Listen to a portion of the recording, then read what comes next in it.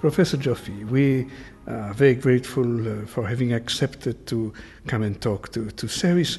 My first question would be the following. Do you believe that the collapse of secular regimes in Northern Africa will lead to the rise of political Islam in those countries? Well, one needs to be, I think, very careful about political Islam because it's not monolithic. That's to say, over the years, there's been an enormous proliferation of different views, different interpretations, and different understandings.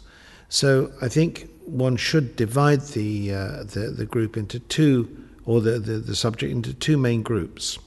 One, of course, are the extremists, the Salafi jihadists, and they have a view which is clearly hostile to any established government that doesn't abide by precise Islamic precept.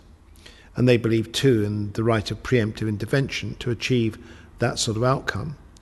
But there are many, many other groups that actually don't accept that, and they may range from those who wish to restore a caliphate to those who believe today that they should participate in a plural political process, and that they should accept that they are going to lose and win elections, and that democracy is something in which they can fully engage.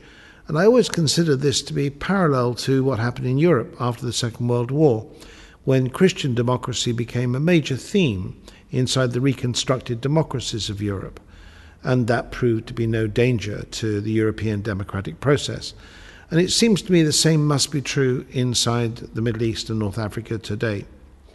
And that's probably more true today than it was a decade ago, simply because these movements have evolved. And they've evolved quite dramatically.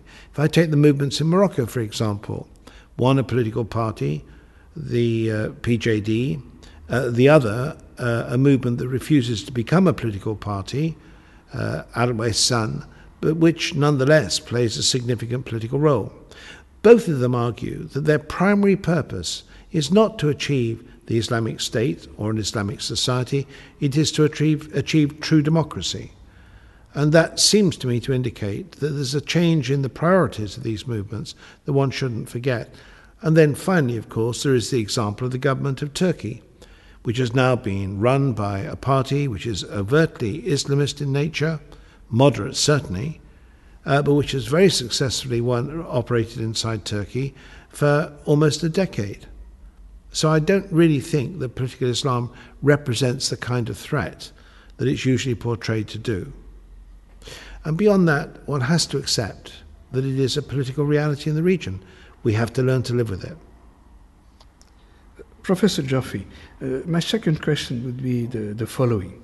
To what extent will the political change in Northern Africa, and mainly in Egypt, lead to a complete revision of the policies of the US and the West in the Middle East? Well, it's not the collapse of the Mubarak regime that's important in that respect. What's important is what actually emerges to replace it. And we simply don't know what that's going to be. At the moment, it looks as if it's going to be an army-backed regime, in which case, although it will undoubtedly be much fairer, it will allow for genuine democratic choice, it will still support an executive presidency, and it will be the army which is the core of the regime. And therefore, in a sense, there's not that much change. And it seems to me, in any case, any government coming to power in Egypt has to live with certain political realities. Israel is a reality. The United States, as a partner for any Egyptian government, is a reality too. The Egyptian army is certainly not going to abandon its $1.3 billion a year of military aid. So I don't really think there's going to be a major change. The peace treaty with Israel will continue. It may well become much colder, but it will continue. And the alignment of Egypt, by and large, amongst the moderate states of the region, will probably continue too. So one shouldn't overestimate the significance of what's actually occurred in Egypt yet.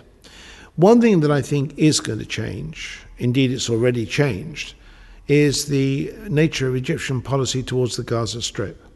I think that almost certainly the Egyptian government will be forced by public opinion to abandon a policy which is seen to be, and which is, hypocritical, how can I say, exploitative and inhuman.